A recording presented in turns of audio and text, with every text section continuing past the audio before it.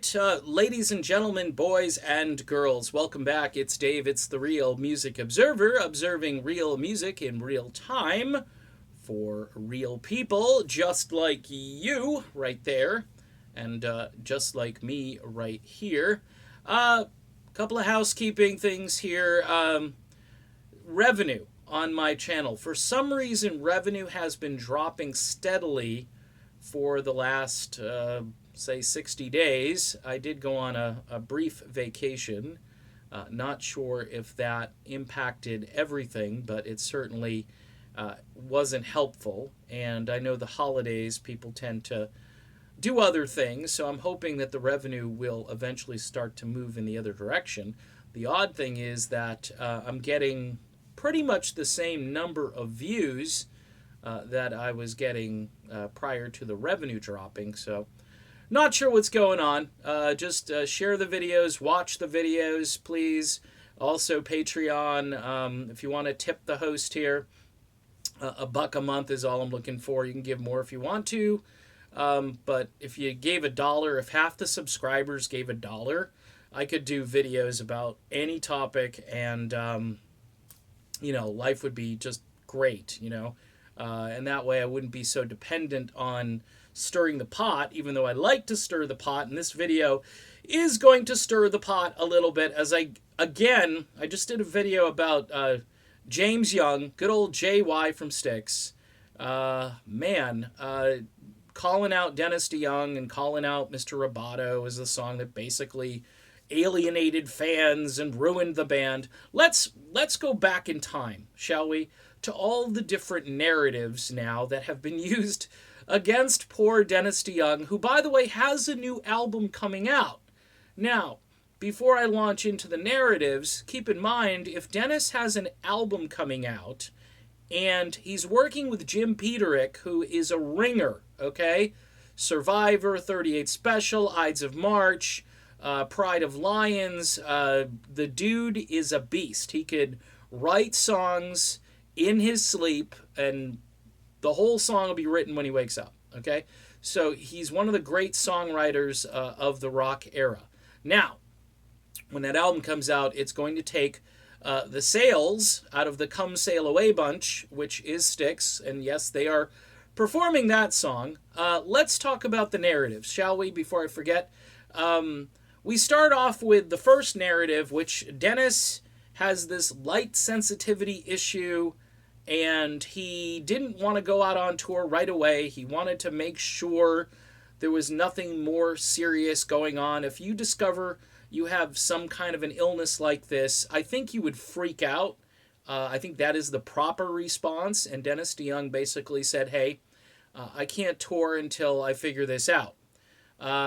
Much like Steve Perry, except that Dennis DeYoung actually did figure it out, and he did, go out on tour, except not with Styx.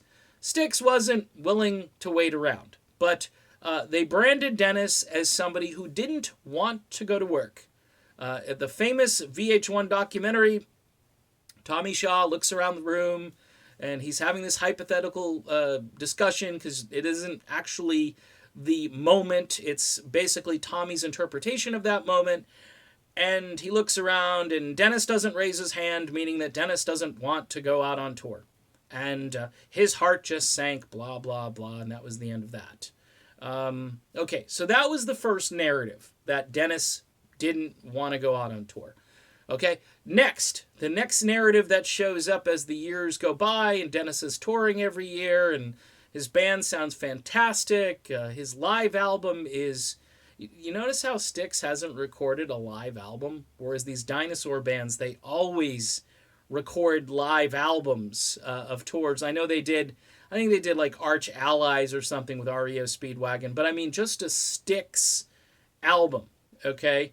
That's live, all right? Haven't done it. Dennis DeYoung did a DVD, whole album, and just killed it. And it was some of the best music I've ever heard Dennis record and sing, which is all Styx tunes and mostly his.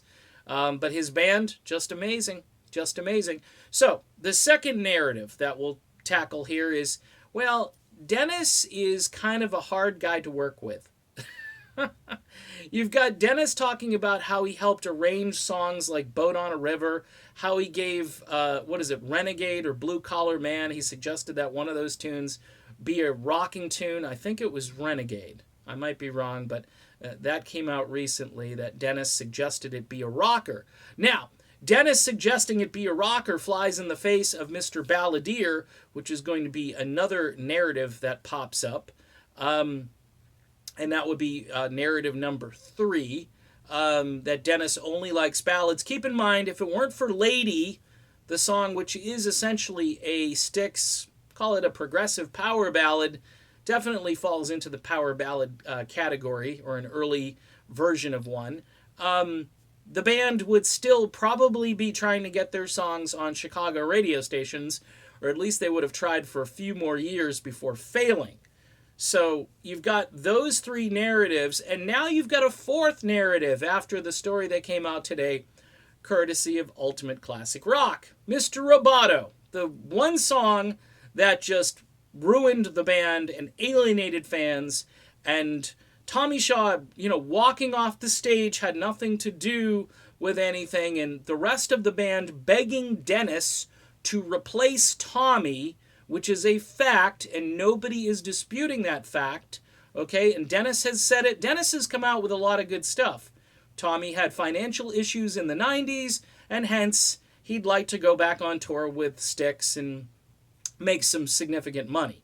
And Dennis, of course, is everybody's breadwinning ticket.